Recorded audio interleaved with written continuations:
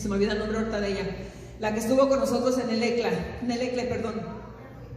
Mary Healy, gracias. Mary Healy nos decía que para hablar de sumergir, ella nos daba ejemplo de los picos, ¿sí se acuerdan? Y yo les dije, bueno, quizás muchos no entienden qué son picos. ¿Sí conocen los picos? Pero porque no era difícil, les dije, pues pónganse a pensar en jalapeños. Ustedes saben que todos tenemos el chile verde jalapeño, ¿verdad? El chile verde jalapeño, para que se haga en vinagre, para que se fermente, tiene que estar fermentado ¿en qué? En el vinagre. Y en el vinagre se va ¿qué? Transformando. Ese chile verde se va transformando en ese, disculpen si voy a sacarle hambre a alguno, ¿verdad? El chile en vinagre tiene esa transformación. Si usted agarra un chile verde y nomás le avienta arriba el vinagre, ¿ya es un chile en vinagre? No, está embarrado. Está embarrado de vinagre.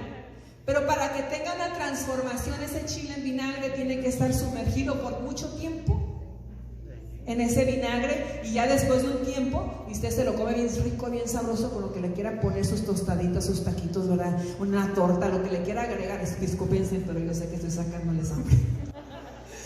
Pero a eso es lo que nos refiere el Espíritu Santo. Que nosotros no podemos nomás ser por afuera. El Espíritu Santo tiene que sumergirnos en toda nuestra totalidad, en una presencia donde tu vida está completamente transformada. Y cuando hablamos de esa transformación o de esa sumersión que Él hace, no podemos ser solamente personas espirituales en nuestros grupos de oración. No podemos solamente ser personas donde nos congregamos. Cuando somos sumergidos en el Espíritu Santo, la misma persona que está en el grupo de oración tiene que ser la misma persona en su casa, su trabajo, su familia, en la calle, donde quiera que vaya. Porque esa persona ya está sumergida con el Espíritu Santo en la verdad. Y la misma verdad lo ha hecho libre. Por eso no podemos andar en escondidas, por eso no podemos decir que ya estoy haciendo algo incorrecto, porque la sumergión del Espíritu Santo me hace hablar de la verdad. Por eso ahí nos cuestionamos un poco, y cada quien tiene que meditarse, ¿qué tanto le he permitido dejarme bautizar en toda mi totalidad? Para que yo, Mabel, donde quiera que vaya, sea la misma persona siempre. Y que no digan, ay, mira, en la calle es uno, en la casa es otro, en el grupo es otro, en la iglesia es otro. ¿Qué dicen de ti en esa área?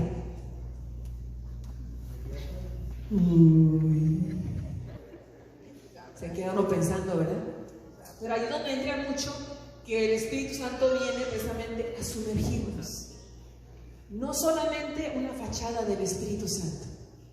Él quiere todo en su totalidad. Y es ahí donde tenemos que rendirle la gracia de nuestras vidas para que Él haga completamente todo un cambio en nuestras vidas. ¿Quién desea eso? Tenemos que desearlo, ¿no? Por eso Jesús llama al Espíritu Santo la promesa del Padre. Y Jesús también precisamente indica que la venida del Espíritu Santo será el cumplimiento definitivo de las promesas que hablamos en Ezequiel y la culminación de la misión mesiánica, ¿verdad? Entonces Él viene precisamente de eso que Él ha recibido, ¿verdad? Es para todos, ¿no? A los que estaban en Pentecostés en ese momento, ¿verdad? Creo que es más adelantito, ¿verdad? Él menciona, ¿verdad? Que el Espíritu Santo es para todos. Así como lo has recibido tú, el Señor quiere derramarse en tu esposo, tus hijos, tus familiares, tus amigos, tus conocidos. Eso que tú has recibido, compártelo para todos en general. Entonces, por eso es importante tomar conciencia, ¿verdad? Que Dios, ¿verdad? Hace este derramamiento para que todo mundo conozca esta esencia. El mandato de Jesús dice de esperar la promesa, muestra que la venida del Espíritu Santo no está bajo el control humano. Dios derrama su Espíritu como Él quiere, cuando Él quiere y a quien Él quiere. Eso es algo que siempre, ¿verdad? Se ha tenido conciencia, ¿verdad? Que no es humano. El mismo Espíritu se derrama. Solamente tenemos que pedirlo, aclamarlo. Nosotros tenemos que estar siempre abiertos. Decíamos que el bautismo nos abre a esta presencia. Y si nos abre esta presencia, tenemos que aclamarlo siempre. ¿verdad? Entonces por eso Él muestra que no es cuestión humana, no es humano, es algo espiritual. Esta promesa de Jesús de que ellos serán bautizados en el Espíritu Santo se cumple precisamente en el maravilloso acontecimiento de Pentecostés. Hay un obispo de Ohio, hace un tiempo había visto este escrito de este obispo, que él precisamente menciona, y lo he compartido en varios lugares, que él dice: ojalá hubiera habido una organización que me hubiera transformado en una mosca. Que en el tiempo de que pasa este acontecimiento como me hubiera gustado a mí haber estado en ese aposento santo y haber estado parado en una pared para ver con mis ojos qué pasó en ese Pentecostés. Porque quiero imaginarme cómo entraron todos estos discípulos a ese aposento santo, cabizbajas, caídos, con miedos, con temores, con angustias, con situaciones, desconcertados, desanimados, tristes, abrumados. Y surge, ¿verdad? En Hechos 2, viene esta promesa, viene esta ráfaga, viene este fuego, vienen estas lenguas. Y luego, ¿qué surge? Pedro se pone de pie y empieza a proclamar esta gracia de Jesús, ¿verdad? Y en unos cuantos minutos, ¿cuánta gente se convirtió? 3,000. Muchísimos se convirtieron en ese momento por la prédica de la convicción del Espíritu y el poder de Dios. Y él dice: ¿qué pasó? Porque después de ahí, ¿qué hicieron los apóstoles? Salían con fuerza y hablaban y predicaban y oraban, los encarcelaban, los golpeaban, los maltrataban. ¿Y ellos qué? Gozosos de sufrir, gozosos porque sabían que era parte de esta misión. A nosotros no nos hablan, ya no queremos regresar al grupo. No nos saludan y luego nos hacemos a un lado. Ya no me quieren, ya no es. A ellos los trataban mal, los golpeaban, los maltrataban, los metían a la cárcel por el nombre de Dios, y nosotros con unas simplezas. Quiero que entremos a entender, hermanos, la fuerza de este Espíritu Santo es una misión. No quién me mira, quién no me mira, es trabajar en unión. Este Espíritu Santo se derrama y se derramó con fuerza, con gracia, para que la misión de Jesús se lleve a cabo en nuestros tiempos hoy en día. No es para estar ahí mirando y sintiendo y aquel sí, no aquel. No, es una misión, y es por eso, ¿verdad?, que se cumple ese acontecimiento. Y que surge, ¿verdad? ¿Cuál fue el resultado inmediato que visualizaron, verdad? Ahí expresa en Hechos de los Apóstoles, ¿verdad? Hablaron en otras lenguas. Un lenguaje que a lo mejor ellos no entendían, empezaron a hablarlo. ¿Por qué? Porque Dios quería comunicarse en las diferentes lenguas, que todos entendieran lo que estaba surgiendo. Surge la alabanza, están llenos de ese vino nuevo, de esa gracia del Espíritu Santo, y empiezan, como les digo yo, a anunciarlo con poder, con fuerza, con ánimo, con entusiasmo, con alegría. Daban testimonio de ese poder del Espíritu de Dios. Eso es lo que hacía diferente de esos apóstoles miedosos, temerosos. Viene esta gracia con fuerza, con ánimo, con entusiasmo, con alegría. A ver, ¿cómo andas tú, Espíritu Santo, acá? ¿Cuántos vienen animados? ¿Cuántos vienen fortalecidos? ¿Cuántos vienen con ese poder del Espíritu Santo? Acuérdate de esto, se tiene que notar. Que se te note, dice la alabanza, que se te note. A ver, voltea a ver qué tanto se le nota al hermano que se está durmiendo por ahí. Qué tanto se le nota la alegría, el gozo, la alegría de servirle al Señor, ¿verdad? So viene este vino nuevo, ¿verdad? Y algunos efectos, ¿verdad?, que analizamos precisamente en los apóstoles, ¿verdad? En esa fuerza, ¿verdad?, que son inmediatamente conscientes de la presencia activa de Él en ellos. A ese Jesús ya no necesitaban mirarlo físicamente. A ese Jesús ya no necesitaban caminar con Él. Ellos sabían que ya estaba dentro de ellos.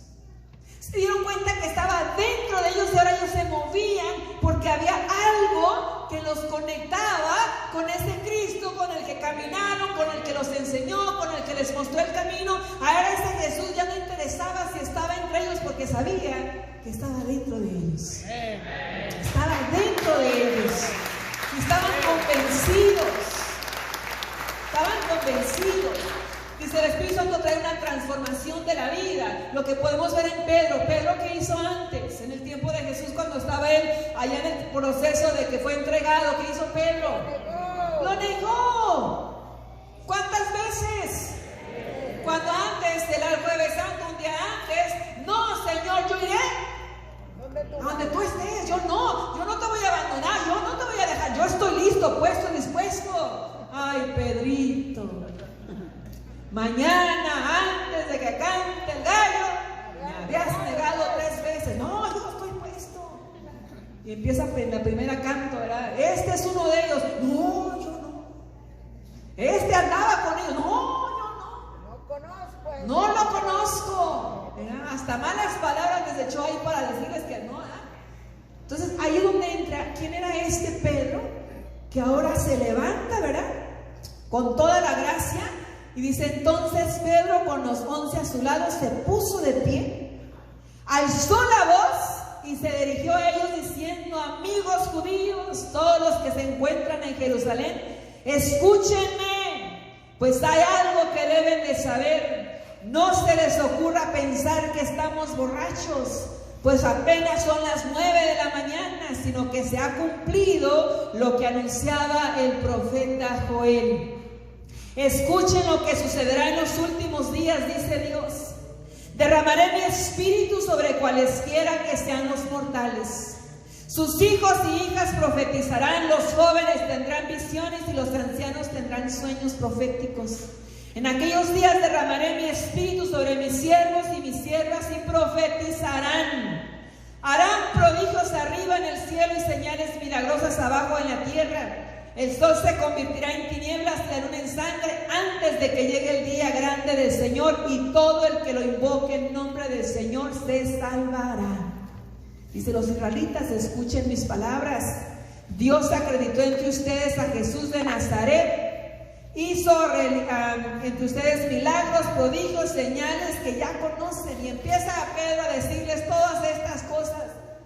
Aquel que lo negó, ahora profetizando con poder. Entonces es aquí donde entra, ¿verdad? Esa transformación. El Espíritu crea esa atmósfera de alegría y alabanza, ¿verdad? Porque más adelante en las persecuciones, cuando les menciono, ¿verdad? Cuando todos ellos estaban en la cárcel, cuando empiezan a meter a Pedro y a Juan, ¿verdad? Que están en la cárcel, ¿verdad? La gente cuando salían estaban ellos admirados y quedaban tan contentos y le daban alabanza a Dios por ser dignos de sufrir por su maestro. ¿Entienden ellos el precepto de que no importaba? Su alegría ahora venía desde la profundidad de su corazón. Que surge después, los carismas se hacen evidentes. El carisma de profecía y de lengua, los cuales son vinculados a la alabanza de Dios. Vuelve a surgir carismas, gracias, más adelante, ¿verdad? Se visualiza cuando ya Pablo empieza a ir a las comunidades y empieza a hablar de estos carismas. Y vamos a hablar un poquito acerca de eso también, ¿verdad? Los discípulos hacen muchos signos y prodigios en el nombre de Jesús. Luego el primer milagro de ellos, ¿verdad? ¿Cuál fue? Cuando al hombre tullido, ¿verdad? Donde aquel hombre estaba precisamente, ¿verdad? Ahí sentado, lo traían siempre en el mismo lugar, se encontraba ahí pidiendo siempre limosna. Un hombre que estaba esperanzado a que de la generosidad de los demás para que les dieran. Y a Pedro, cuando ya se acerca, ¿verdad? Y le dice, míranos, casi diciéndole, mira que soy un hombre, mira que no tengo nada, pero lo que tengo te lo doy. En el nombre de Jesús. En el nombre de Jesús. Levántate. Y aquel hombre tullido se levanta. Los prodigios, los carismas empezaron a ver. Y es algo que tenemos que pensar, queridos hermanos, esta gracia la tenemos hoy en día. Y tenemos que creer que esta gracia todavía sigue haciendo prodigios. Y que al orar en el nombre de Jesús, prodigios podamos ver los enfermos, los tullidos, los que estén, ¿verdad? Ahorita el año pasado empezamos un curso, Janet y yo está en inglés, pero es un curso donde precisamente se nos habla mucho de la esencia de los prodigios, los carismas que están en nosotros, pero que tenemos que creer que los tenemos y orarlos para que se obren, porque es la gracia del mismo Espíritu. Entonces esta cuestión sigue en esos prodigios, el acontecimiento de Pentecostés de los primeros cristianos, una profunda comunión de unos con otros, ¿verdad? En unión al corazón, ¿verdad? Y ahí es donde empezamos precisamente la primera comunidad, ¿verdad? Que surge, Hechos 2:42, ¿verdad? Eran nacidos a las enseñanzas de los apóstoles, a la convivencia fraterna, a la fracción del pan y a las oraciones. Toda la gente, dice, sentía un santo temor, ya que los prodigios y señales milagrosas se multiplicaban por medio de los apóstoles. Todos los que habían creído vivían unidos, compartían cuanto tenían, vendían sus bienes y propiedades y repartían después el dinero entre todos los que estaban en necesidad de cada uno. Todos los días se reunían en el templo con entusiasmo, partían el pan en sus casas, compartían la comida con alegría y con gran sencillez de corazón. Alababan a Dios y se ganaban la simpatía de todo el pueblo, y el Señor agregaba cada día a la comunidad a los que Él iba salvando. Palabra de Dios. Dice, todos los días se reunían en el templo con entusiasmo. Hoy en día, a través de esta cuestión de pandemia que hemos pasado, ¿cuántos se reúnen con alegría, con entusiasmo? Ajá, ya miré que se reúnen con entusiasmo, ¿verdad? Ahí es donde entra mucho darnos la gracia de pedir, Señor, dame siempre tu alegría, tu gozo, tu entusiasmo, porque de una manera u otra no estamos hablando de nosotros, estamos hablando de aquel que está dentro de nosotros. Y que tenemos que darnos cuenta, ¿verdad? Que ese primer Pentecostés, ¿verdad? Toma conciencia de todos estos signos, de estos prodigios. El acontecimiento de Pentecostés profundizó esta comunión, y por eso ellos empiezan a congregar. Por eso tenemos los grupos de oración donde queremos alimentarnos de la palabra, queremos orar por los enfermos, queremos evangelizar a la gente para que cada día más se vayan uniendo cada día más a nuestras comunidades, ¿verdad? Entonces el bautismo en el Espíritu Santo y en la misión, dice el libro de los Hechos de los Apóstoles, bien podría ser llamado Hechos del Espíritu Santo. Si vemos todo, precisamente habla de esa acción del Espíritu Santo que Dios hizo a través de ellos. Dice, porque el Espíritu Santo aparece en todas partes, ¿verdad? Cada nuevo paso en la misión de la iglesia es conducido por el Espíritu Santo, incluyendo en los bautismos de los gentiles, el viaje misionero de Pablo y Bernabé y la aplicación de la misión en Europa. Si todos se pueden leer todas estas citas bíblicas, van a mirar siempre esa acción y esa fuerza con la cual ellos eran conducidos, ¿verdad? Para hacer esa obra que Dios les ponía. Por eso aquí entra mucho, ¿verdad? Que en esta misión que ellos tenían, llevaban siempre esta buena nueva. Y aquí entra también la cuestión de Pablo. ¿Pablo fue un apóstol de Cristo? No fue un apóstol de Cristo. A Pablo le tocó conocerlo después, precisamente, ¿verdad? Cuando ya estaban los apóstoles hablando, evangelizando, ¿verdad? Llega el tiempo para Pablo en una conversión sutil, vamos a decir así, una conversión drástica de un hombre que también andaba persiguiendo a los cristianos, ¿verdad? Fue testigo de la muerte de Esteban, ¿verdad? Y es una persona que dices tú, óyeme, es que está todo mal. Andaba en contra de las cosas de Dios, y aquí es donde entramos en algo sencillo. Dios no le interesa lo que antes hacías, porque Dios sabe el potencial que tienes cuando te dejas guiar por Él para hacer su misión de Él. Y aquí es donde entra mucho, que pensamos más en nosotros y se nos olvida que quién es el que nos llama a nosotros. Y el Espíritu Santo, ¿verdad? A Pablo le da esta gracia. No le tocó ser de los 12, pero sí, gracias a Pablo, hoy tenemos lo que tenemos en nuestras manos. Porque fue de los escritos, ¿verdad? Y él empezó a escribir, él empezó a misionar, y él fue uno que se aventó y se aventó. Y sin conocer a Jesús, sin conocerlo directamente, él nomás oía hablar de Jesús. pero nunca tuvo la dicha de conocerlo hasta aquella vocecita que le habló: Saulo, Saulo, ¿por qué me persigues? ¿Ya? Entonces ahí donde entra mucho como que aunque nosotros no lo hemos conocido, ¿quién ha conocido a Jesús? ¿A cuánto le hubiera gustado estar en el tiempo de Jesús? Haberlo estado. Yo me acuerdo de esa pregunta nos hicieron nosotros cuando estábamos en el ministerio de jóvenes y nos decían, ¿cuánto le hubiera gustado estar en el tiempo de Jesús? Y el levantadero, yo. Y el seminarista que estaba dijo, yo no. Y usted quedé, ¿cómo que no? ¿Cómo que no quiere estar en el tiempo de Jesús? No, yo no. Dice, ¿qué certeza tengo? Que yo haya reconocido a Jesús. ¿Qué certeza tendría que yo haya sido de los que lo conocieron y lo siguieron y anduvieron con él? ¿Qué tal si hubiera sido los que crucifícalo? ¿Qué seguridad tenemos que en ese tiempo lo hayamos reconocido? Dice, por eso yo no hubiera estado, decía este seminarista, yo no. Yo mejor hoy en día, aunque no lo conocí, pero en su presencia de su Espíritu Santo sí lo puedo conocer. Y ahí es donde sí tenemos gracias, Señor, ¿verdad? Porque nos dieron esta gracia. Las cartas de San Pablo están llenas de referencias a la actividad del Espíritu Santo en la iglesia y en la vida de los creyentes. Si vemos la Biblia, también en cuestiones de sus cartas, habla precisamente de toda esta actividad del Espíritu Santo. También sus cartas, ¿verdad?, hablan del Espíritu Santo, pero se centra más en la acción interior santificadora de este Espíritu. O sea, Pablo siempre hace referencia a las cuestiones interiores, a lo que desde profundidad de nuestro corazón sale, ¿verdad?